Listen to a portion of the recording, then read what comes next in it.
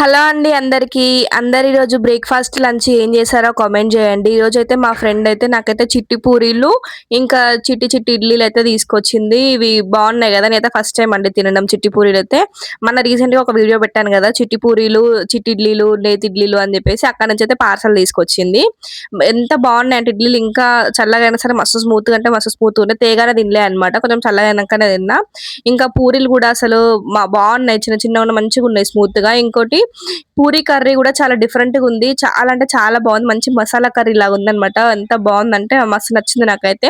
దాని తర్వాత ఇంకా కోకోనట్ వాటర్ గూడా తీసుకొచ్చింది. కోకోనట్ వాటర్‌లో సబ్జా సీడ్స్ అయితే యేసుకొని తాగినా అనమాట. ఇంకా లంచ్ విషయానికొస్తే లంచ్ ఏం చేశారో చూపిస్తాను చూసేయండి.